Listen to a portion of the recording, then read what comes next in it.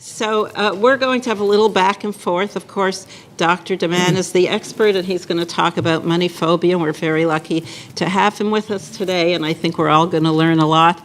And then I'm going to join in and talk about situations we actually have and how we have dealt with clients in the situations we're talking about. Of course, I'm not the expert. I just deal with the practical things. And you'll learn a lot more from Dr. Dammann about money phobias today. We do have a little bit of information on the speakers today, and that was given to you, or it's at your places, right? So you all have that, so that you can review who went to which school and what and where. And I've known Dr. Dammann for a few years. And I've been on, I think this is probably our fourth panel together. So we've been on panels together, and I always learn a lot. And I think we were introduced by Mike Prendergast at our office. And Dr. Dammann has an office on Central Park South. And he's somebody that you'll want to hear and know. So I'm going to sit down now. Thank you. I hope that this is a bigger room than sometimes works for a more interactional talk, but we'd like it to be a more conversational thing. So if at any time you have questions or comments, just raise your hand, and if you have a loud voice, you can yell out. If not, we can give you a mic. But we really want this to be more of a conversation, and certainly towards the end, what we'd like is to hear from you all about, maybe issues you have with money, or things in your family that you've had to deal with, and then we can talk together about what are some creative ways of dealing with those kinds of things. There's no right answers to money problems. And I've been doing this for years, and every time I talk with people, I learn something new too. So I always have my pen and pad because I get new ideas from these. So, people get very creative when dealing with stuff around money. So sometimes I learn more than the people in the audience. So please feel free to speak up.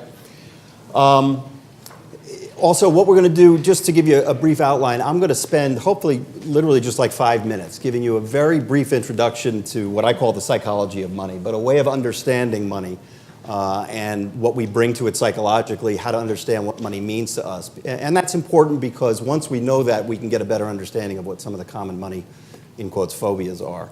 So I'm going to do that quickly, and then we're going to talk about what's kind of like the top 5 list of money phobias. There's plenty of them, but we wanted to give you the greatest hits. So I'll talk briefly about the psychological end of it, and then I'll hand the baton over to Karen, and she's going to talk about some of her experience in dealing with that in her work, and we'll go back and forth like that. And then towards the end, we'll talk a little bit about some things you can do to deal with your own money issues. They might not have to be money phobias, by the way. They can be fears, they can be whatever. But there are some general principles that we can talk about that will help you when you leave here, hopefully, to have a better relationship with your money and to kind of rethink how you use it. And so hopefully you'll be able to take that with you. And there's a handout that I'll talk about later that will give you some guidance in how to do that when you leave. So that's the plan anyway. These things never go as planned, though, so we'll see where it goes. Okay, so money phobia. That sounds a little scary, right? One thing I hope is at the end of today we will have defanged that a little bit for you, but it sounds a little scary. As probably everybody knows, phobia is basically just an irrational fear of something. But it's typically something that's real. So for example, if you think of, say, a snake phobia. If you're on a hike and you come across a rattlesnake that's all curled up and rattling away and you scream and run, obviously that's not a phobia. That's common sense, right? That's exactly what you're supposed to do. But if the next day you're out in your backyard and a tiny little garter snake goes by and you scream and run and won't go outside for another week, that's a phobia. So what's the difference? The difference is a matter of degree, right? In one case, the fear is very rational. Rattlesnakes are dangerous. In the other case, it's not so rational. So the other thing to think about in terms of phobias is that oftentimes what we're afraid of is not actually the thing itself. But we don't think about it that way. So just as one example, I have a client who had a terrible fear of flying. And he was a very successful businessman. He kept getting promoted, and he got finally high enough that they said, you've got to fly. You can't be taking these long trains anymore. If you want a promotion, you're going to have to get on an airplane. And so he and I kind of went into panic mode trying to work on this. And what we found out for him was that he actually was not afraid of airplanes. He was not even afraid of flying, per se. He was afraid of control. A loss of control. He could not handle that at all. And if you think about it, rationally, we've all heard the statistics, and they're true, that you're much more likely to get hurt in an automobile than in a plane, and that's true by a long shot. But when you're in a car, especially if you're the driver, you have a sense of control, right? I can hit the brake. I can steer. When you're on a plane, you have none of that. You've given that up completely. And, you go have a martini or whatever, but you have no control. So for him, that was the issue. It wasn't really even about planes. It was about the emotional reaction of what it feels like to not have any control. That's what he was terrified of. And I bring that up because it's the same with money. That for the most part, and by that I'd say probably 95% of the money problems that I deal with are not about money at the end of the day. They're about the emotions that we attach to it. They're about the kind of faulty belief systems that we have connected to money. And once you find out what those are, then you can actually deal with it. And again, lo and behold, oftentimes it has very little, if anything, to do with money. So in my work, what I found is essentially all of us, to one degree or another, have some unhealthy beliefs around money. It's kind of a given. It's a matter of degree again. And these belief systems are typically developed very early in childhood, and they come, as you'd expect, kind of from watching mom and dad, how they interact around money, cultural, religious messages around money, the peer group, advertising, which is obviously a huge influence on kids. So kids who don't yet really have the cognitive ability to understand things are getting all these very powerful messages about money. And it's those messages that once they build up in a kid and they start to get these belief systems, lead us to act irrationally. So we're going to do a very quick little exercise here to kind of demonstrate this. And there are many things in bigger workshops that I do that will help people understand this. But this is a quick and dirty one. And it's just a sentence completion exercise. And you all can just yell out answers for this. And right off the top of your head, what I'd like you to do is think about money equals blank. And just fill in the blank. And there's obviously no right answers to this. So what comes to mind? What does money equal for people? Security. What was that? Power. Freedom. Comfort. What's that? Influence. That's a big one. Generosity. Bigger problems. What's that? Bigger problems. Bigger. You don't know how true that is. We'll talk about that in a minute, too. Purchase power. We're going to get political here. Tax reform. Guilt. Anxiety. We're getting a good list here. Health. Did somebody say control? Because that's a big one that's not usually used. Control. Love. Freedom, somebody said, yeah. All right, now we could do this for another 10 minutes, but in the interest of time, we're going to stop. One thing you'll notice, I think, and I'll read off a couple of these. Money equals control, money equals love, money equals freedom, money equals tax reform, money equals generosity, money equals influence. If you go to the dictionary, none of those words are in there when you look up what money means. None of them. And yet you all very freely just told me that money means those things. So how come, right? That's not in the dictionary. Why do we believe that money equals love or money equals influence or whatever?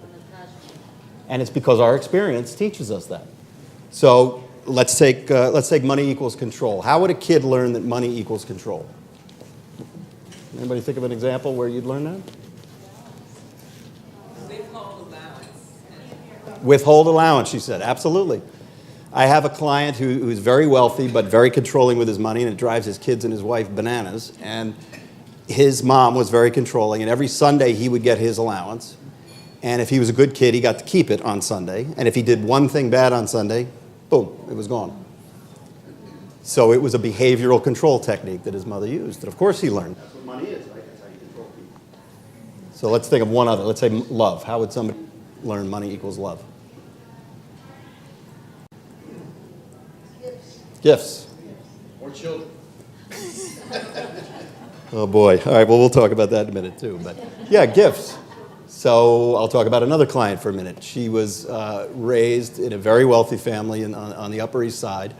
Very loving parents, but dad was an international businessman who was literally probably gone 250 days a year, traveling the globe, doing whatever.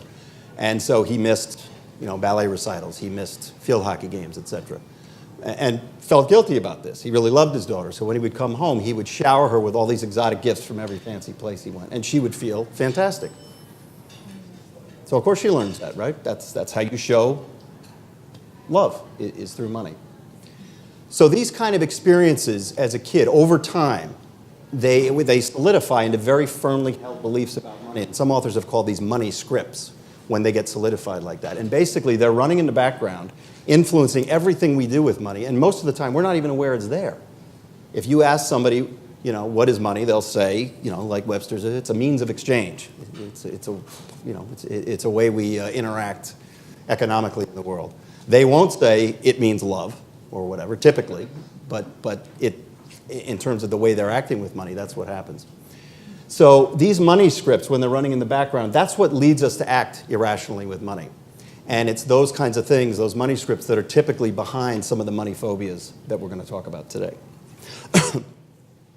So, all right, let's shift into money phobias then. So there actually is a term for money phobia, for the diagnosable one. It's called chromatophobia. There's a phobia for everything, right? If you've seen Charlie Brown, we know that. This is actually relatively rare. And in chromatophobia, this is somebody who is literally terrified of dealing with money, and they'll fly into a panic attack or whatever if they have to deal with money in any way. They get absolutely paralyzed. They'll become very financially dependent typically, so if they're married, their spouse will be the one who has to deal with everything with money. They'll avoid having to deal with money. It's the kind of person who will never talk about money in their job. They'll never go in for a raise. They will not open ever any statements or anything like that. So that's the extreme form, and that's quite rare. The less extreme form, which is anything but rare, is, you can call it financial denial or financial avoidance. And this is ubiquitous. And to me, this is actually more dangerous than the full-blown chromatophobia, because in the full-blown, it's obvious. And because it's obvious, it's sometimes easier to get help for it, because I'm crippled by this stuff. I don't know what's going on, but I literally can't. If I walk by a bank, my heart rate goes up. But when you're talking about financial avoidance and financial denial, it's often subtle, and it's running in the background, and it can go on for years without somebody ever really confronting it. And unfortunately, during that time, there are real consequences that can happen. So I'll give you a few examples. I have a guy who's 65 years old, and he has not once ever looked up his credit report. He just doesn't want to know. That can cost you thousands of dollars, right? Because as many of us know because of Equifax now, if you've checked your credit report, there's often mistakes in there. And those mistakes knock your credit score down unless you get it fixed. So when you go for a mortgage or a car loan or whatever, all of a sudden you're paying a couple $100 more per month because you have a low credit score. And if you had simply gotten your credit score, you could have fixed it, and you would have saved yourself tons of money over time. Another thing this leads to is people who will never look at their credit card statement. And so somebody has stolen their credit card, and the company hasn't found out yet, and they just keep paying it. They got it on automatic pay, so they never know. But they just don't want to know about money. So there's life insurance, let's say, retirement planning, all of these kinds of things that can save us tons of money.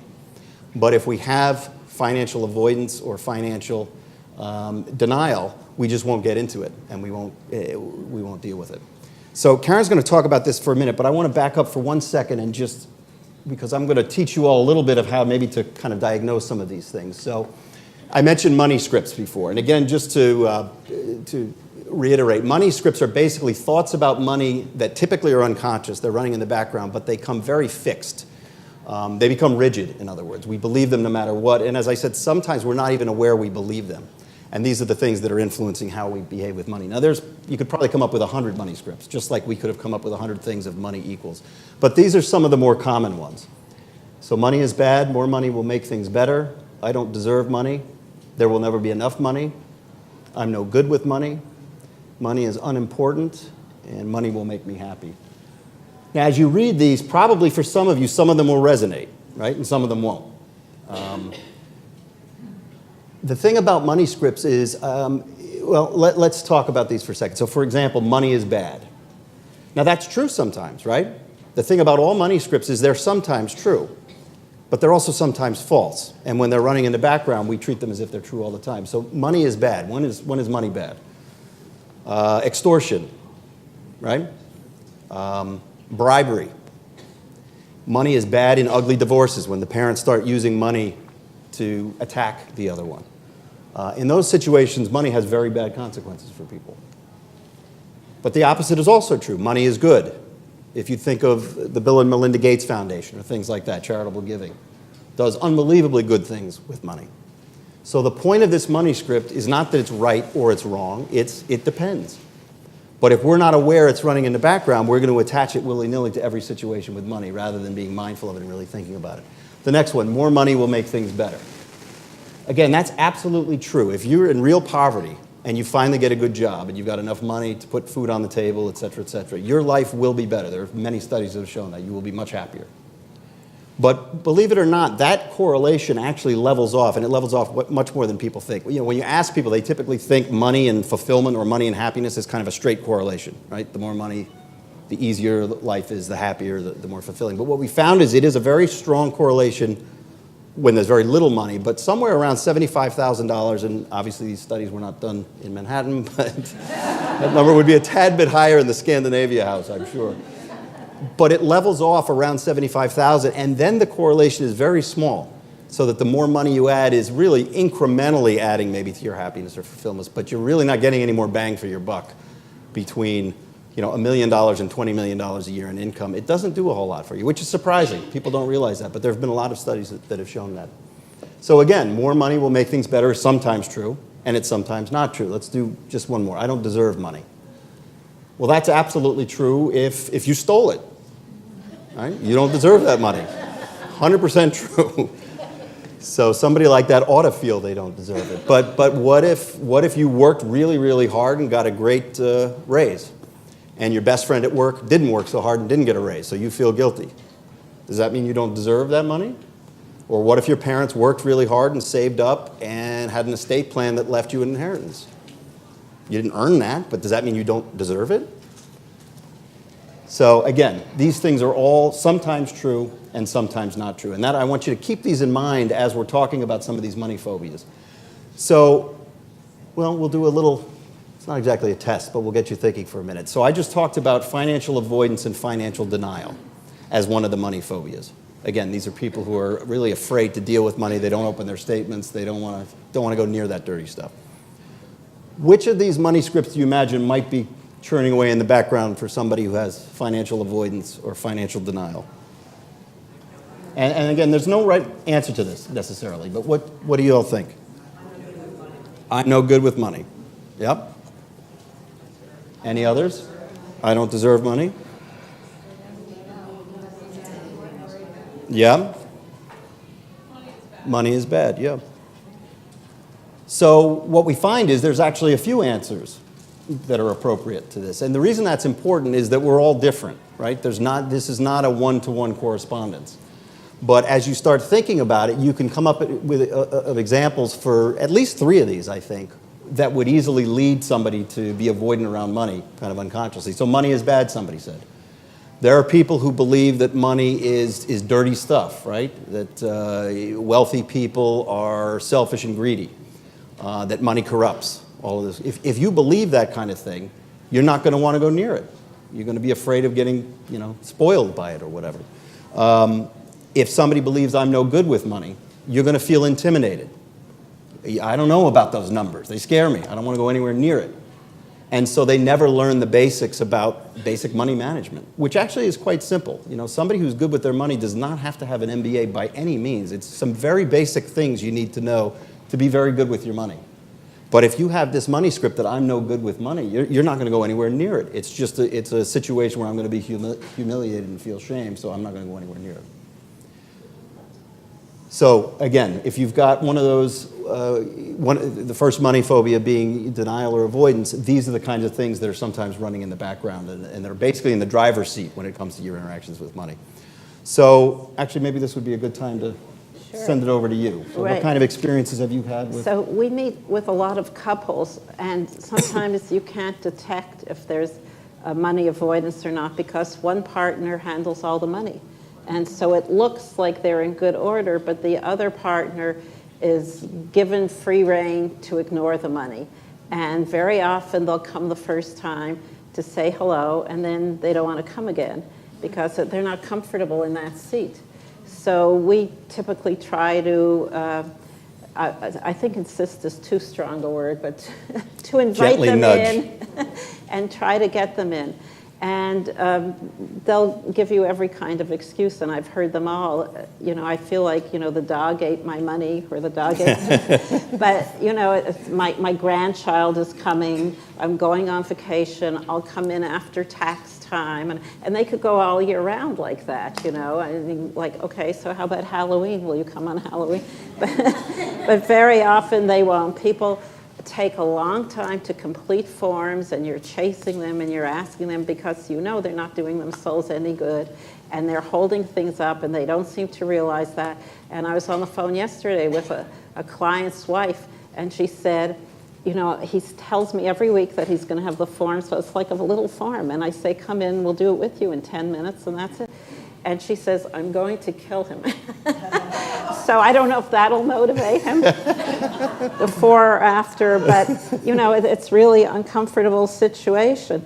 And when a person like that who's very reluctant does come in, they'll come in and they'll sit there, but they'll say, I leave everything to my partner, to my husband, to my spouse, to my friend. And that's, giving away the responsibility. I'm not going to deal with it. He's so good at it, I don't have to deal with it. So we do try to involve reluctant partners because we'd like to hear their opinion, basically. What are they thinking? Because I have a saying that I tell people who work with us, that if somebody's sitting there very quietly, you can be sure she's talking to her husband on the way home and saying something about what she really wants to have happen. They may say nothing in your office because, as you said, they're probably very intimidated. But let me tell you about one woman who was widowed, and she wouldn't go into what she called her husband's money records man cave. It was one of those situations. He was good at it, she was intimidated by it, and she wouldn't go in. And we actually found that she had a lot of unopened envelopes with checks in them. And we had to have some of those checks reissued. They were so old.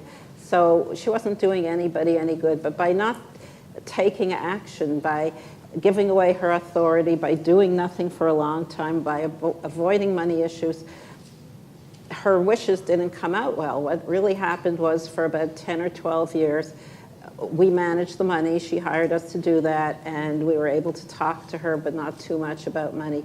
But she had this one relative who she said she didn't trust. She didn't want him involved with her money.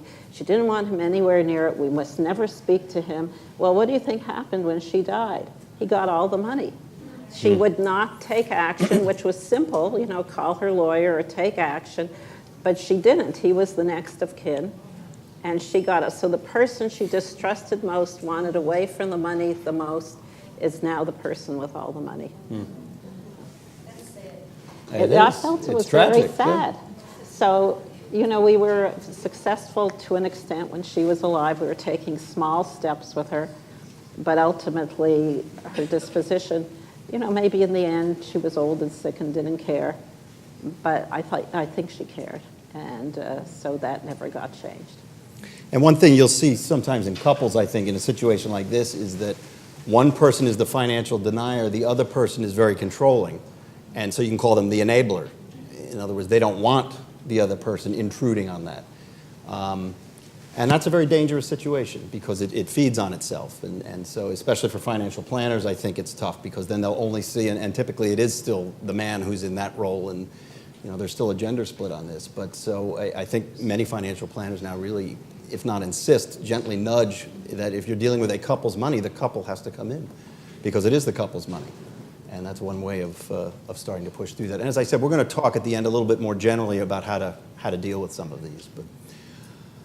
So let's move on to the next one, fear of losing money. Now, usually when I say that, everybody looks at me like I'm crazy. Like, of course I fear losing money. We all do. But again, it's a matter of degree. We all fear losing money, and fair enough. And again, that's rational. That's being afraid of the snake, of the rattlesnake. But somebody who has a real phobia of losing money, it has a real impact on their life. So I'll give you a couple of examples of that. We all know that if you're going to invest some money, it sometimes goes up and it sometimes goes down, right? That's the way it goes. But if, and I don't need to get into this, this is Karen's bread and butter, but over the long term, you tend to do better if you invest your money. But somebody who has a phobia of losing money will not invest in the stock market or in anything that has any volatility because they're terrified of that sense when, the Dow is down 200 points, I'm going to freak out. And so they'll take a big chunk of money, and what do they do with it? They will literally, sometimes, put it under the pillow. And that's a terrible thing to do with one's money. Again, over the long term. If you need it tomorrow, it's probably a smart thing to do. But over the long term, it's terrible because you're basically losing money for two reasons, right? Inflation eats away at it, so you've got less money. And also the opportunity cost of not getting, even if it's 4% or whatever a year over 20 years. So it's a terrible financial decision. And a person with a real phobia of losing money probably knows that intellectually, and their financial planner has probably tried to drive that into their head 1,000 times. But if they're afraid, they're not going to do it. So another example, let's say you want to put an addition on your house, or you want to buy a nice new car or something. So you need to free up some cash. So you look at your portfolio, and hopefully none of you have this, but for the sake of argument, let's say you have 2 stocks in your portfolio. And one of them is up 20% from the time you bought it, and one of them is down 20%. And you've got to free up that amount of money. So which one are you going to sell?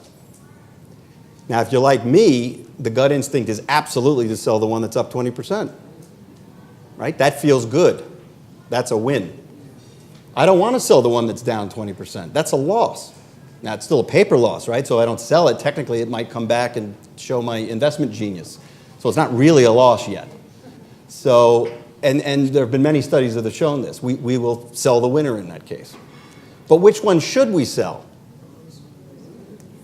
Actually, the answer is it depends. Exactly. It depends, somebody said, on their future. Other than tax consequences, whether it's up or down is almost irrelevant, actually. When you have a stock, what you're thinking about is, do I think this is going to do better in the future? Do I think this is going to go up over time? That's why I would invest in it. So the one that's up 20% might be up 20% for a reason, right? Maybe they have some fantastic new product, or they've been, killing the competition. So they may be up 40% the next year. So there's a reason they're up 20%. And the one that's down 20%, well, maybe they're doing terribly. Maybe they're about to go bankrupt. So why would I stick with that loser? And we do it because there's a field called behavioral economics, which is the study of economics, but with a psychological twist to it. Economics used to be a very dry, numbers-based thing, and it ignored the fact that we're human beings, which is absurd when you think about it, right? Economics doesn't exist without human beings. Right? Animals don't have economics. It's a human invention, and yet for years economics went on as if we're robots, always maximizing. We don't do that. Our emotions get in the way of our economic decisions all the time. So the field of behavioral economics came out of that awareness, and one of their main concepts is called loss aversion. And what they found is we hate loss, and we hate loss a lot more than we like gain. So a loss of $1,000 hurts almost twice as much psychologically as a gain of $1,000. And so when we have to make decisions, we're much more likely to try to avoid a loss than to get a gain, because it hurts, and it leads to bad financial decisions. There's another concept which is related from behavioral economics, which is about regret aversion. We hate to feel regret. And the way that, I had a client a number of years ago that was a perfect example of this. He'd come up, I think it was through an aunt who had died. He got a big chunk of money, and this was during the dot-com craze. So he came into a session one day and said, I just bought, I don't even remember what the hell it was now, some crazy new IPO. And when I asked him, well, and he put all the money into it, why did you buy that? His answer was, IPOs are hot now, period. That's all he said. He said nothing about the company. As I said, I don't even remember the company. I have no idea what they did. He said nothing about the fundamentals, price to earning, all the stuff that if you're really looking at investment, you want to know. He had no interest in that. His investment was entirely based on his terror that I'm going to regret if I miss out on the next hot thing. Because he missed out on Google, he missed out on Facebook, whatever it was, he missed out on. All his friends were getting rich. So his investment decision was entirely based on his regret that he had felt when he missed these other ones, so I'm not going to miss this one. Which, again, is a terrible way to make financial decisions. So let's look at this for a minute. Again, back to our list here. What kinds of money scripts do you imagine might lead somebody to have a powerful fear of losing money? Which one of those might fit? And again, remember, there may be more than one. So that's probably the main one. There'll never be enough money. Somebody with that belief, and we'll talk some more about this in a couple of cases, but is constantly going to be terrified, exactly, that there's never going to be enough money. And again, the interesting thing is for people with this as a money script, what they actually have is, relatively speaking, irrelevant. Doesn't matter if they have $10 or 10 million. If that's running in the background, they're going to keep thinking, I need more and more and more. So actually, Karen, do you have Yes. any examples of Fear that? of losing money? Yeah. Yeah, as you were absolutely right, that behavioral finance studies show that it's not as pleasurable to win some money, earn some money, gain some money as it is painful to lose money. That's a real killer from so many people, that even the thought of it or the fear of it keeps people from being active with their money. They're very paralyzed, actually, often. And I'll tell you about a woman I know who was a school teacher, and she was very, very fearful about not having exactly what she had. So when she had 100,000, she wouldn't take any risk. It had to be 100. And when she had 1 million, she wouldn't take a risk. It had to be 1 million. And she just wouldn't risk anything. And it's very easy for us to look back and say, gee, shoulda, woulda, coulda. She could have had much more if she had invested some money. And she probably could have. But what she did was she ended up living very, very lean and a very simple life. And then in her early retirement, she took trips. She spent a little more money. She loosened up a little, bought a few more clothes. I saw her giving gifts to people when she hadn't been a gift giver. Going to dinners. She felt more comfortable. But now she's lived a very, very long time. And now that she's in her 90s, she's terrified she's not going to be able to make ends meet. So she's tightened up even more. She's barely socializing right now. She feels healthy and terrific. But, you know, she's watching every penny, and it's just been very hard for her. It just wasn't in her family experience. Her parents didn't have that kind of money and didn't spend money. And it wasn't in her DNA, her gene pool, to take these chances. And she saw them as being really frivolous and risky and scary. And so what we really generally try to do is help somebody like that see how much money they have, how much money they're going to have, how much money they need to live on, and figure it out and say, well, you have an extra $10,000 a year to go on a trip, or you don't have. But, you know, whatever we find, we'll have to tell them and disclose. But to make them see reality in a way and experience it. And in that case, I might argue a little bit, but not too much with you, that it is about the money, because if they have 10,000 more, they can spend 10,000 more and still be very comfortable. And it is about the comfort level. We don't all have the same comfort level. And I certainly don't want anybody to go home at night and say, oh my gosh, I'm tossing and turning, and where's my next dollar coming from? But to feel comfortable within what they have. Someone that age must have lived through depression. I know my mother was a depression era person, and she lived with those fears all her life. And she passed away in her 80s, and those fears remained with her in her present life forever. Well, So I don't know how you detach yourself from that experience. yeah, like you, people come in and they'll say, my mother was a depression baby. Not so much that they were, because maybe they were very young or they saw their parents being frugal, but a lot of people will tell us that relatives of theirs had lived through a depression, and they were still dealing with the effects of that. Right. Very, very true. Yeah, if your mother was a depression baby, the odds are that you, as her child, are a depression baby, even though you're a generation removed. But what is your mother going to teach you about money? I'm very careful. Absolutely, because, and again, your mother's probably teaching you that without even being aware she's teaching. That's just what she knows. But I don't think they can ever leave that experience. It's very hard. Yeah. Right, she couldn't. You're right. We'll, as I said, we'll talk in a little bit about some ways to try to leave those, but it is very hard because the emotions behind them are so powerful that, you know, we don't want to change that. We think we're right. If you've lived through a depression and you've had everything and then it's gone, who's going to tell you, well, that's not going to happen again? Well, how do you know? And having lived through it emotionally, that person is utterly convinced that it's foolish to do anything that might lose their money. Absolutely, yeah. Yeah.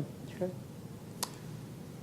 Okay, we'll move on to number 3 on the hit parade, which is the fear of not having enough money, which is another one that I think most of us can resonate with to one degree or another. And I think actually on this island here, it's rather pervasive. for many reasons. What do you imagine that might lead to? There's a very obvious one, especially in Manhattan, the fear of not having enough money. What would that lead to? Homelessness. Well, that's the opposite of the thing I was thinking of, but it could. Maybe that's not fear. That might be reality. Yeah. Scary. Workaholism. Absolutely. And again, I think we're surrounded by that here. Workaholism is probably the main manifestation of this fear. You know, I'm never going to have enough. So, and I'm sure we all have examples of this, but I was working with a guy a number of years ago who was a partner of a big law firm, very, very successful lawyer, but was working, 70, 80 hours a week, had kids, wanted to spend more time with them, but felt he couldn't, kept making more and more money, and finally decided, okay, when I get, and back then his number, a lot of people have a number, is 10 million. When I have 10 million in the bank, I'll dial it back. And we all know where the story goes, right? Lo and behold, he gets to 10 million. And he says, no, actually that was the wrong number. I think it's 12 million. And gets right back on the treadmill. Needless to say, we know where this goes. 12 million comes and goes, right?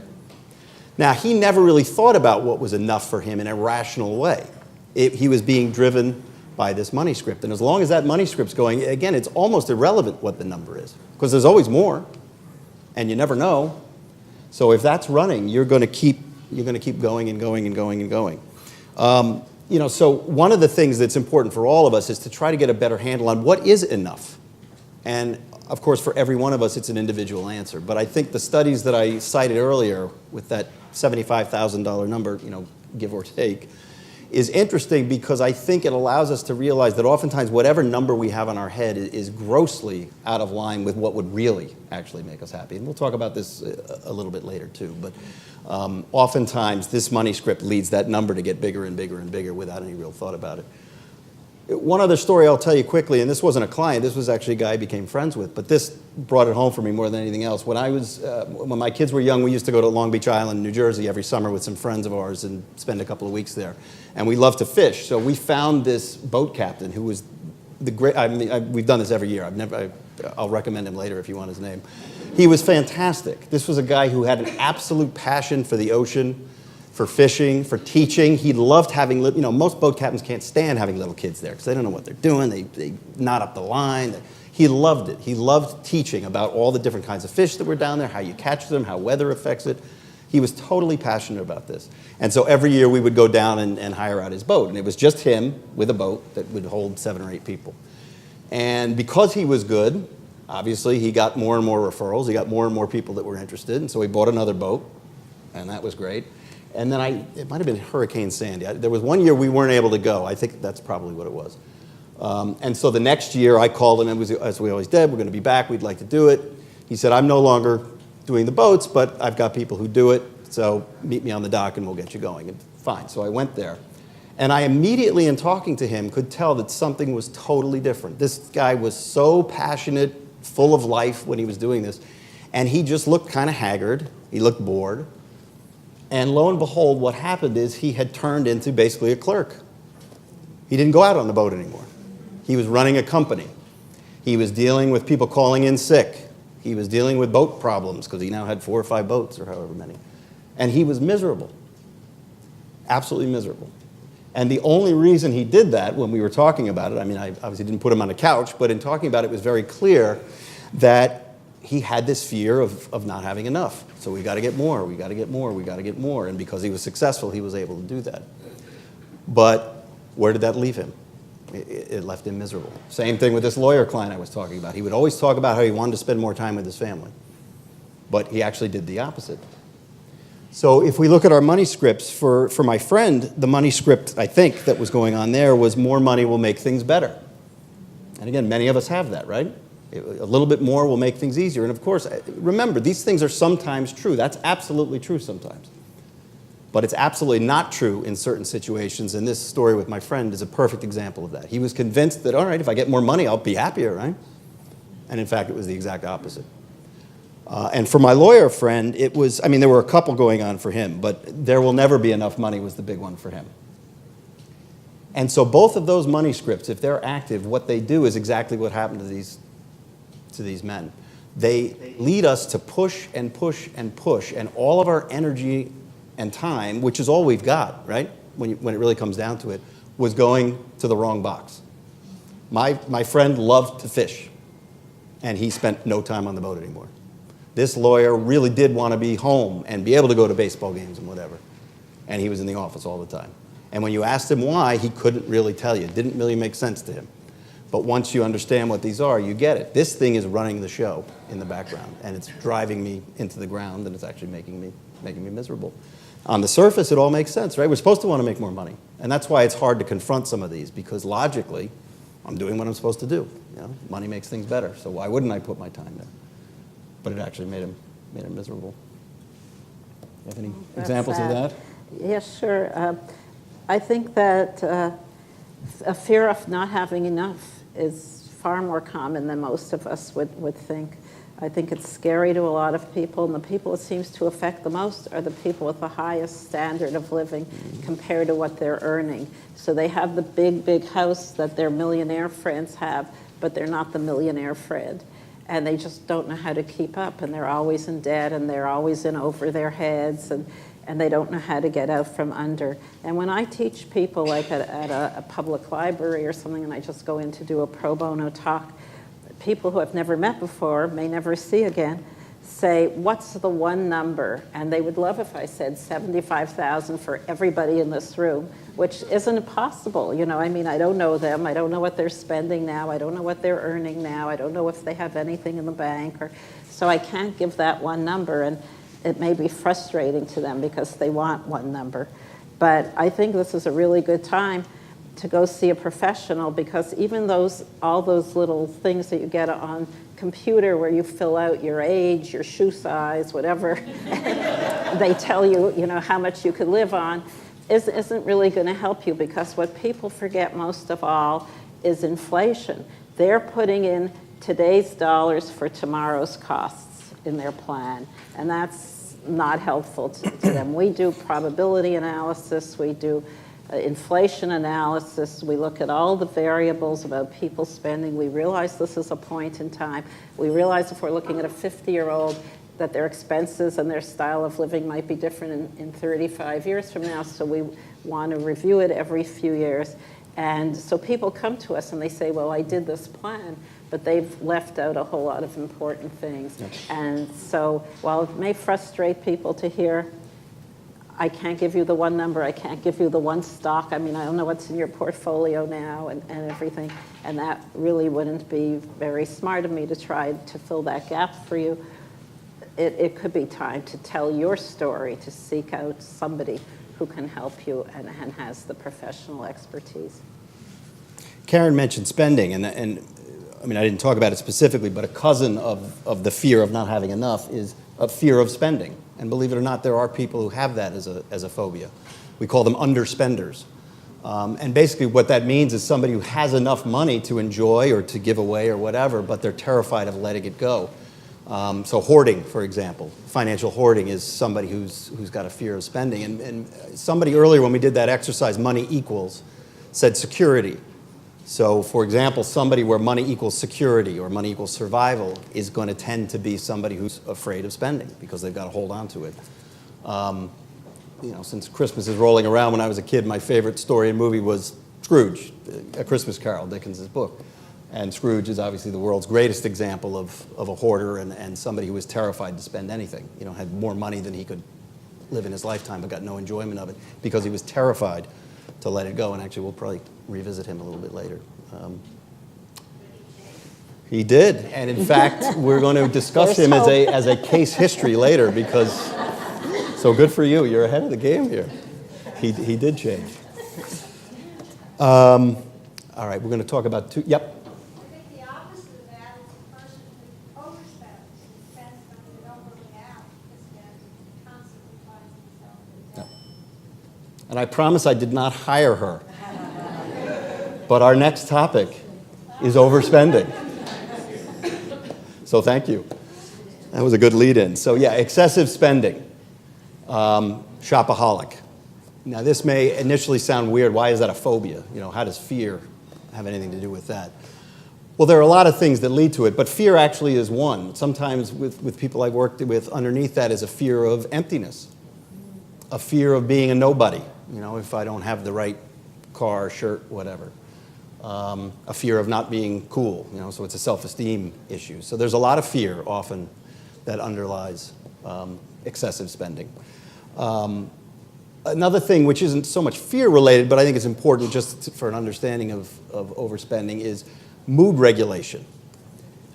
People who are shopaholics, oftentimes it's basically like an antidepressant for them or an anti-anxiety pill. And it serves the same function. There's been MRI studies that have shown this, that it actually works a little bit like an antidepressant. I know that from my own life, actually. When I was doing my dissertation, which anybody who's done that knows is a long, drawn-out nightmare, with ups and downs and everything in between. And so on days when I was feeling stuck or really struggling with it or thinking, this is Mount Everest, I'm never going to get done, there was a record store, and I'm a huge music fan, that was about 2 miles from my house. So I would run down there, and if I found some great rare import or whatever, I felt great. And it worked even, and that was okay. But sometimes I would go and I wouldn't find anything I wanted, but I would buy something anyway. And inevitably, and it took me 4 or 5 times to do this to finally wake up, but I felt worse. And it was because I was trying to solve a mood problem. I was a little depressed about what was going on with an item. And again, that does work sometimes. The problem is it tends to work short term. It obviously doesn't do anything about the issue itself. So mood is a big issue in that. So let's look at our money scripts again. What excessive spending? What money script might go with that? Money is not important. Yeah, that's one. A laissez-faire attitude about it all. Money will make me happy is a big one. Yep. So that's interesting, right? They're two very different money scripts. Money is unimportant is one, and money will make me happy. But for different people and different personalities, they both can lead to the identical behavior. And it makes sense, right? If money's unimportant, who cares if I spend everything I got? It's irrelevant. And if money will make me happy, and I'm unhappy today, obviously, off to the store I go. So again, the thing about this is, and for me, I wasn't aware that I was thinking money will make me happy. All I was aware of, I didn't feel good, and I wanted to do something about it. Once a shopaholic becomes aware of that, then they have a chance to do something about it. And again, we'll talk in a minute about some more specifics with that. But I'm sure you've never met a shopaholic. For some reason, there's something funny. Everybody's laughing about excessive spending. It sounds Doesn't affect like, anybody here. It sounds like more fun than hoarding, I guess, or whatever. But excessive spending, I want to tell you about a doctor, a client of ours. Dr. X called me one day in great glee in his voice, and he told me he was driving a Bentley off the lot. And I didn't even know what that was at the time. I know now. And so he had this like $300,000 car, and he said to me, this was the gleeful part to him, to show that he was a big shot, I guess. He said to me, as soon as I get past this gate, it's going to go down in value. And I was like, okay, I could afford to lose, I don't know, $100,000 on this car as soon as I pass the gate. And it was like, he was so happy and gleeful about this. And he also, he wouldn't say this because he sat in our office sometimes for 3 hours, and he and his wife are fighting, and he says to her, it's because of you. You want the big house. You wanted the next child. You want this. You want that, the other, the vacations. And you're spending. And then you know what he said to me at the end of this one particular meeting? He said to me, guess where we're going now? And I said, I don't know, where are you going? And he said, we're going to the fur department at Bergdorf. So, I mean, who's the spender? Who's the enabler? Who's the, what's going on with this couple? But, so you could say, can you help a couple like this? I mean, they're gleeful, they're happy. But they're not going to be happy when they're retirement age. I mean, he's 50, and one day they're not going to be happy because they're in trouble. And so we're trying to help them pay down their debt. We're trying to help them construct a budget, although that's not a word they would ever let us use in their presence. We can't talk about budget, but we try to find out what's real for them. We put it in those terms. We have tried to save them from scams, like a recent wire transfer that wasn't being made by them, but somebody was digging into their accounts, and we save them from that one. We're working to make it better. It's not an easy situation because they have this lifestyle and they think they deserve this lifestyle, but they don't deserve what comes later in 30 years from now. And so we're trying to convince them of that, and I feel very strongly that we're making progress and we're taking small steps with this family. We can't hit them with everything all at once. Okay, you guys better watch your spending, because they'd run screaming. But we're taking, individual issues one at a time. And our goal isn't, to make them uncomfortable. It's to make them have a happy retirement one day. Make them comfortable. One other thing that, I think aside from, Susan had a hand up. go ahead. Yep. Not really. I just You have are. a lot of experience with a lot of clients. That really is scary. I mean, trying That to is get scary. them to a realization. Yeah, When one is thinking one way, one is thinking another way. it's they hard. have to agree.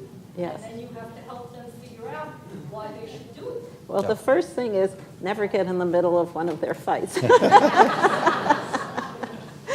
So I'll actually give you an example of a couple, because another thing that often underlies excessive spending is, we talked earlier about money equals love. So that's a big one too, right? It's a way of taking care of myself when I go excessively spend. So, I had mentioned that client whose dad was the big businessman. He would shower her with gifts. I met her because they came as a couple, having a lot of fights about money. And again, just as another bit of evidence that it's often not about the money, this couple had tremendous amounts of money. It was not an issue of do we have enough money, but they were always fighting about money. And they came to a session after a particularly bad one, which was after, I think it was their 25th anniversary. And they had so much money that, she had gotten every gift she had ever wanted from her husband, and the same thing from her father when she was little. And so for the 25th anniversary, the husband thought he was going to finally do something really cool, rather than another Tiffany's or Van Cleef or whatever. And so their first date, this was many years ago, was at a diner. And it was a diner that had those little jukeboxes on your table. And he found the song that was playing on that had become their song. But he found it on a 45, and this crowd, I guess, is old enough that I've given this talk and I get blank stares when I say that. You mean a compact disc? No. So he found a mint, unopened 45 of this song, and then wrote out a nice card, and he gave it to her at dinner, and she got silent, and she didn't want to talk, and they drove home in silence, and she wouldn't talk about what was going on, but she shut down, and so they came to their session a couple weeks later, and it was palpable. There was something going on in the room, and she burst out in anger. And she said, you're a cheapskate. How could you do this? This is our 25th anniversary. You don't love me anymore. And was utterly convinced that she was right about this. And the husband was totally taken aback. He didn't know what had happened. But in talking this through, that's how we found out about her money history. This was relatively early on, so we had never talked about her father.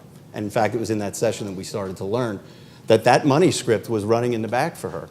So she couldn't see the fact that this gift was by far the most loving thing her husband had ever given her. Anybody with millions of dollars can go to Tiffany, right? You can do it on your computer. You literally don't even have to walk out your door. It's meaningless. And yet for her, that represented how much he loved me. An expensive gift means I really mean something to him. Now, this gift actually was expensive but for it was, I don't know, $200 or whatever. So it was a lot cheaper than this, that, or the other thing. But until she understood that, she was utterly convinced. And once she saw that, then she broke down, not in anger, but in tears, because she finally was able to see it for what it was, that this was by far the most loving gesture he had ever done. So, it's another thing, another one of those money scripts that can lead to excessive spending, which is a big one. Yep. My question may be a little bit off of what you guys are talking about, but I feel okay. But I heard recently from my nephew who works with I heard recently Thank you. from a nephew of mine who works with Bear Stearns that Barclays. Close enough. Excuse me, my memory is still going. Starts with a B. But he suggested to put 40% of my assets in cash. He was concerned about a drop in the market, and I just wanted to see what your opinions were about that possibility. The easy answer, again, is it depends. But I'll let the expert on that take that one. It's usually, if you put a lot of money away from the markets, you put it in cash, you're going to miss the time when the market goes up. There could be a drop in the market, and people are very reluctant they don't know the day, so when are they going to put it back? Some people we've talked to who aren't our clients have missed years and years and years of waiting for the one time, and if we all knew that would be great, but we don't. So to take all your money out does not sound really prudent, or even 40%, right? It's a lot. That sounds more like a fear of losing money script, in other words. And again, I say it depends because occasionally, if you're 529 and has a lot of money and then your kid is a junior in high school, it does make sense to start pulling it out of the market at that point. But that's not because you're afraid of losing money. It's because I need it now, so if there's a big dip, I don't want to ride that. But what you're talking about sounds more like that money script is in the background. And, Retaining. yep, we got to hold on to it, right? All right, we're going to talk about one more, and then we'll talk a little bit about some things we can all do to try to handle these, and then maybe open it up for a little bit more open discussion. So the last one we're going to talk about is the fear of wealth, which again, when I throw that out there, oftentimes people stare at me like I'm nuts because who fears wealth, right? Isn't that what everybody's supposed to want? But you'd be surprised at how prevalent the fear of wealth is. One place I've seen this is in my field. People in the helping professions are notoriously terrible business people. And part of that is because we're supposed to be in it, to help people. And therefore, we're not supposed to be interested in money, which is absurd, of course. It's a business. And why do you have to be one or the other? It should be both, right? You have to put food on your table. But there are many people in the mental health profession who are terrible business people. And I'm working with a woman now who is a new psychologist. She's opening her practice. Again, a very wealthy family. So her father has always supported her in one way or another and paid for her graduate school and still pays, I think, half of her rent in the city. But her practice is starting to pick up, and she's starting to make a good amount of money. And what she noticed was she kept, in quotes, forgetting to send her invoices at the end of each month to her clients. Again, in quotes, forgetting. Or she would procrastinate for weeks. And it was actually her clients who would say, "Doc, you haven't given me a bill. What's going on here?" And so she was totally perplexed by this. But when we talked about it, what we found out was, for her, again, the connection with her father was that her father had always showed his love through money. Her father's a relatively cold, distant guy, but he was very generous with money. So that's the way that he showed he cared about her. So unconsciously for her, she was terrified that once she made enough money, which she was about to do, that she didn't need his help for rent or anything else anymore, that all of a sudden he wasn't going to be part of her life. She was afraid of being abandoned by him, in a way, when she finally made that call and said, "Guess what, Dad? I made enough. I don't need your help for rent anymore." And so without any awareness of what she was doing, she was making sure to keep herself poor by not sending out these invoices, which made no sense, obviously, on the surface. But once we understood that, then she was able to see that she was so connected with this idea of being abandoned by him that But couldn't that just be experience if you never had your own business and you're not really sure, nothing to do with the loan or anything? I see what you're saying. Yeah. I think it's more maybe she just didn't know what to do. well, it could be that, but Another situation. yeah, it could be that. And sometimes it is just a lack of knowledge. But in this case, the invoicing was very easy. And so it actually wasn't an informational thing. It's literally just scrolling out and giving the person a bill. So in this case, it was much more psychological. But it can be that. And whenever you're dealing with these things, they're often multifaceted. When we give case histories, obviously we give you the little piece that makes it sound simple. But it's usually not that simple. Another place where this plays out, the fear of wealth, is with people who've gotten what we call sudden money, which is an inheritance, lotto winnings, a huge bonus that isn't expected. And what we found is this strange phenomena that way more often than you'd expect, people who get sudden money find a way to squander it suddenly as well. We all know that from lottery, exactly. Now, some of that is because people had no experience dealing with money. So some of it is informational in that case. They just go crazy spending because they've never had money to spend. But a lot of it is psychological. What we found is there are people who have this fear of wealth, And they typically feel like that money is bad, or greed or whatever. I don't want anything to do with it. So they'll unconsciously start, in a way, giving it away. It's amazing how many people with inheritance are suckers for scams, otherwise smart people. But it's because unconsciously they don't really want this money. They're uncomfortable with it, so they find a way to give it away, and they're too smart to literally just go throw it out the window. So they sign on to some great get-rich scheme or whatever. So I probably gave it away, but there's a couple of money scripts that might lead to a fear of wealth. Which ones do you imagine? I don't deserve it. Yeah, that's the big one. I'm not good with money is another. That's the informational one. Yeah, people are intimidated. What about if you're a female? If you're a female, you're not supposed to like money, or enjoy money, Right. or make money, or they see you as your gender being able to, through money, control. So they see you as less than. Yep. No, she's talking about the gender piece of this. And it's true, still, it's changed, but it's more acceptable for men to have a lot of money than women to have a lot of money for many people. There's something unseemly about it if a woman has a lot We of have a money. mic here, so some people say they can't hear. I'm sorry. Yeah, that well, okay? I think I gave you the gist, but no, absolutely. A lot of these things are gendered, still, unfortunately.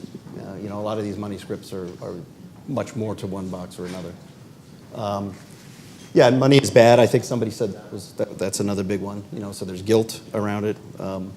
It's interesting as an example of how we warp things when we have these money scripts. We all have heard that phrase. How does it go? The biblical phrase. Money is the root of all evil, right? Everybody's heard that, which is part of this money script. The interesting thing about it is it's a misquote. The Bible does not say money is the root of all evil. What it actually says is, for the love of money is the root of all evil, which is a very different thing. But when you ask people, most of them don't know that quote. They know that money is the root of all evil. So, as a society, we've even perpetuated this a little bit by misreading this thing, this very famous quote. So anyway, this is actually, interestingly, a lot more prevalent than you might have expected, a fear of wealth. So, have you seen that? Yes, fear of wealth, and I sometimes call it fear of disclosing wealth.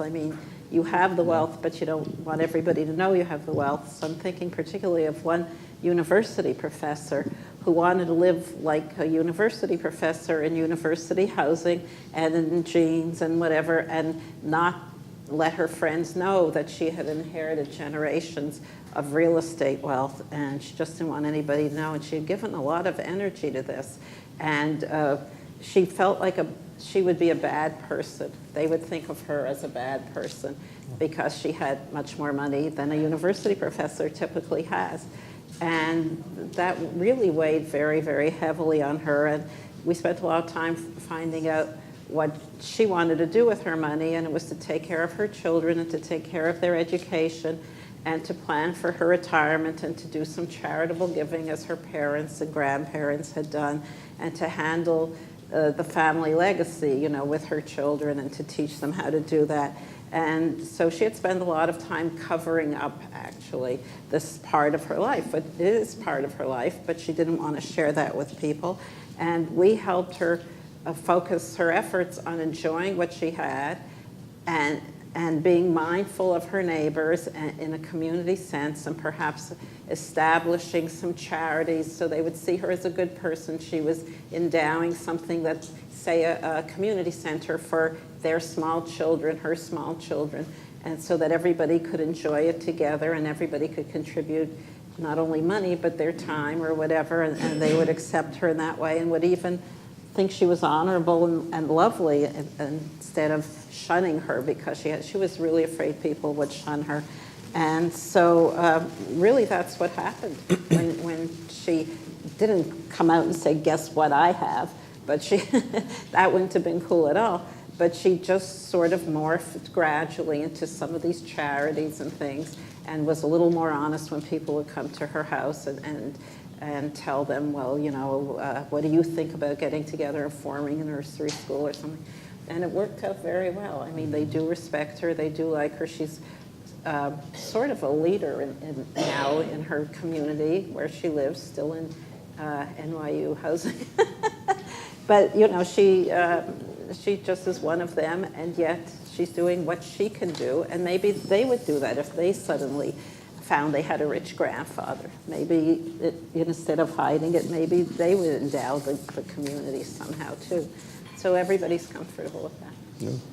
So she was able to own it, in other words, in She a more was. healthy way. She was able. Not run Her from it. instinct was not to, Yep. and she was able to, yes. Yep. All right, maybe just to make sure we don't miss, getting into what we all do about it, we'll dive into that quickly and then open it up a bit, because we've got the magic bullets for you here, so we'll figure it all out. So what do we do with all of this? In other words, all of us probably resonate with a little bit of this, even if we might not be the extreme. But as far as I'm concerned, pretty much everybody has some quirky behavior when it comes to money in one way or another. Again, a matter of degree. So the first thing to do in trying to deal with this is, again, to realize that most of the time it's not about the money. It's about the emotions or the belief systems that we've got connected with it. So the first thing we've got to do is figure out what those are. So there's a handout that I think was on your chair, if I remember, because we don't have time to get into all of it today. But I've listed there a number of questions for you to take some time and think about on your own time. Did everybody get that? Yeah. It asks, what were your mom and dad's messages about money? What cultural messages? So. And do sit down and take some time. And I think sometimes it's even helpful to write these down, almost like free associate to them. But think about each one of those questions, because in thinking about them, you'll start to understand a little bit more, what does money really mean to me? What associations do I have to it? What feelings do I have that are connected to it? And when you're able to do that, you'll start to understand some of your own money scripts. What are the things that are running in the background for me when I deal with money? Once you've done that, the next thing to do is actually to try to confront them and realize the other side of it that we haven't realized. So let's say you realize money is bad. Let's say you were a kid of a divorce where it was really ugly and mom and dad fought about money and withheld money and you couldn't play soccer because dad didn't pay because he was pissed at mom and whatever. So your money script is that money is bad. If that's what you discover, then the next task for you is to find some examples of the opposite of your money script. In other words, okay, I believe money is bad, and it is sometimes, but let me go out into the world and find some examples or some people that show me the opposite of that. And it's a way simply of expanding your horizons, right? It's a way of debunking that myth that money is only bad and that's all there is to it. Once you've done that, then behaviorally you can start doing the opposite of the behaviors you do. So for example, I have a client who's a tremendous underspender. She's got plenty of money, but she's terrified to spend anything. So once we worked through the psychological side of things, once she understood what this was about, and it was very much linked to some craziness going on in her family when she was growing up, once she understood that, then we had to do some behavioral stuff, right? Understanding it is great, but you've got to change your behavior. And so for her, the first kind of homework assignment we came up with was that she had to go out once every week and buy something that she didn't need. It was irrelevant how much it cost. Awful. But she had to do it once a week. And she was panicked about this when I told her. She said, "You're nuts." And it really was hard. And there were a couple of weeks where she forgot or was too busy or whatever. But the point of this, obviously, is it gets us out of our financial comfort zone. And it forces us to do something and learn that when we do it, the sky isn't going to fall. I'm not a terrible person because I bought some $10 trinket and it made me happy. Now, obviously, we don't want to go the other extreme. It's not about her going crazy, but it's about her finding some balance. And we have to push ourselves in that moment. And that's when there's a lot of anxiety. We can do all of this intellectual work, and that's easy. Oh, yeah, I get it all. But the rubber hits the road when we take that out of the real world and force ourselves to do something different. Once you've done that, then you can get better at the practical things, and this is where Karen's work comes in. Then you can start to really track your expenditures. Figure out, what am I spending my money on? And do I feel good about it? What emotions get triggered when I buy this, that, or the other thing? Am I spending money that's aligned with my values? That's bringing me real fulfillment or not? You'd be surprised how often we spend totally unconsciously and don't even think about it. It'll allow you to start thinking about your future in a clearer way. How do I want to invest? What do I want to do for kids or charity or whatever? It'll also, I think, allow you to start answering that question of what's enough for me in a clearer way when you don't have these money scripts running in the background. And just to give you one example of a way this was brought home to me in a kind of tragic but powerful way, about 15 years ago, I woke up one night, I live up in Chappaqua, and there was 3 fire trucks in my garage. Needless to say, a little bit of panic. So I ran out there and saw that my neighbors across the street house was on fire. And so I went out to the street, and it was a mother and father and 2 college-age sons at the time, and they're standing there in the street watching the firemen try to put this out. So we brought them back to our house and put on some coffee and basically sat at our picture window and watched literally their house burn to the ground. They had a tar roof, and the firemen could never go in, so they kind of sat out with hoses and burned to the ground. And so the next morning, you know, when everything had cooled off, the parents were obviously devastated. They couldn't go anywhere near it, but I went with the 2 sons, and we walked through the rubble, and we tried to collect whatever we could, you know, some jewelry here, but I mean, everything was destroyed. And I remember the wife saying what regret she had. It turned out to be a space heater that lit a curtain on fire. And she said, if only I had known, I could have grabbed a few things before I went out. And it got me thinking, like, if we had that choice, you know, if the fire is just small enough that you can run in, you got 1 pass, what would you get in your house? And I thought about it for myself. And I would get my wife, I would get my 3 kids. We're dog lovers, so we have 2 cats and 2 dogs. I would get them. We also have a hedgehog for some reason, which I might leave, but don't tell my son that. And then photo albums. I'm aging myself here too, right? I actually have photo albums. Remember those things where you actually print your picture, God forbid? And that's what I would get, right? And what's the monetary value of that? Literally almost 0. I mean, somebody did a study of the human body and like the minerals in it. I think it's worth $7 or something. My photo album is literally useless to anybody else, right? So I would run into my burning house and get stuff that equates to nothing monetarily. I wouldn't get the good bottles of wine. I wouldn't get the nice TV. I'm a huge music lover. I have thousands of CDs and a nice stereo. Wouldn't touch it. So what does that say to me? What matters to me in that moment? So my lawyer client, he and I actually went through that exercise, and he was stunned because all of his time and energy is going to the office. And yet if he went in the house, he would do something that has nothing to do with money, nothing to do with his files, nothing to do with any of that. And it was a way of really, in a shocking way, getting him to realize my energy is all going in the wrong direction. And yet it feels so normal when you're doing it. You know, we're not even aware that we're doing something crazy. So I'll end with a quick case history, and thank you to whoever over there for bringing this up, which is, again, my buddy Scrooge. We're about to be invaded by all of that again, so I apologize. But the interesting thing about, I don't know if anybody's read the book or seen the movie. I assume many people know the story, but it's actually a fantastic psychotherapy story, which I don't know if people are aware of, but it really is. So, and basically it starts with, so for those of you who don't know, Scrooge is a miser, right? He's got millions and millions and millions of dollars, but he's a tremendous underspender. He spends literally nothing. He lives in the dark. He puts one tiny little piece of coal. He gets gruel for dinner every night, gives nothing to charity, and he's miserable. He's got tons of money and he's miserable.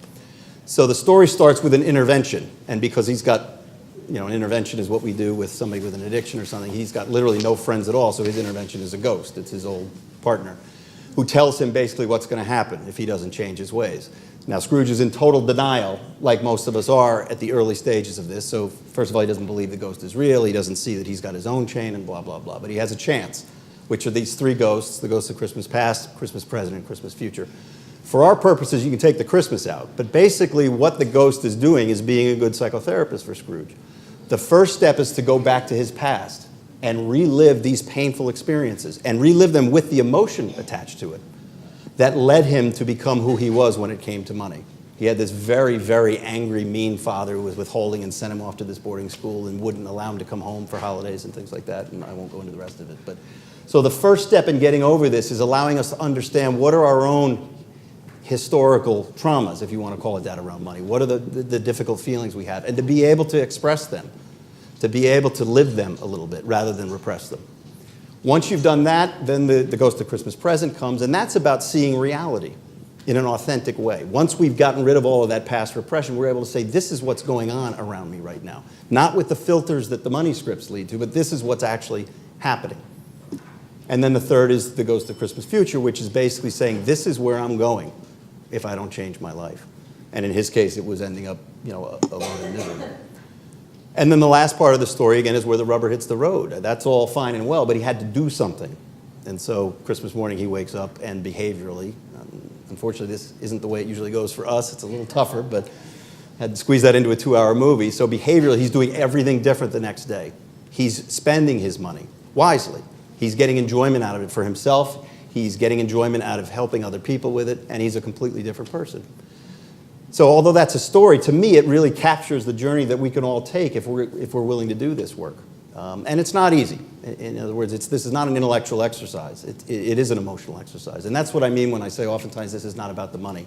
It's about the emotional side of things. So anything you'd like to add to that, or should we No, open it but I know you have to leave soon. Can we take 1 or 2 questions? Sure. Yep. So we don't have time for too many, but who would like to ask a question or talk about an experience they have had or are having? Fear, yes. I don't have a question, but I saw an answer on a white-bodied man wearing a T-shirt. On the back was written the old definition of marriage. It's a word, but it actually is a life sentence. Oh, On the front was the modern definition. Marriage is a workshop. Husbands work, wives shop. that's great. Yes, that says it all. I'm not touching that one. So. Above my pay grade. Well, any other questions or even experiences? Did this trigger you to think about maybe memories of your own or quirky behavior that you don't mind sharing with a bunch of strangers? Yeah. Times change. And, okay, I'm 83 years old. I grew up during World War II. And I'm pretty good. Okay. I'm pretty good at my computer, and for a long time I've paid online, et cetera, et cetera. And then we were hacked. And it's not that they got into our accounts, but by the time we paid for the security that was required and necessary to clear it out, it was several $1,000s. And but that's a lifetime contract. And I'm probably a pretty good deal at 83. I mean, on lifetime contracts. But it's really affected me in the sense that I'd never dealt with anything like that before. It's like a new experience. It's like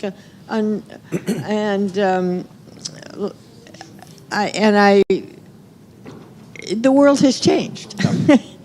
And I'm not quite sure how to forge ahead. No. Well, again, I'm going to use the word trauma, so maybe small t, trauma, not capital T, but it's a trauma, right? You were invaded. You were intruded upon. And so like somebody, let's say, who goes through a stock market crash and loses half of their money or whatever, it's a trauma.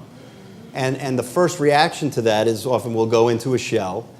And the second reaction sometimes is we'll start living based on that trauma. So in an extreme version for you, let's say I'm never going online anymore, which is good. So you didn't take it too far. But in a financial way, it's somebody, I'm never putting my money in the stock market anymore, which makes total sense emotionally in that moment. The challenge is to help somebody in that case, again, regain balance, which is that, yes, crashes do happen. But in the long run, if you have a long run, it's still better to live through them, and you will live through them. You will recover. And that's hard when somebody's right in that first phase of trauma, but that's the goal there, is to be able to help somebody regain that balance that we lose when something traumatic like that happens. It's not easy, but that's the goal. Yeah. Well, thank you, Eric. Thank you all for coming, though. This is great. Sharing with us. Absolutely. Cheers. Thank you.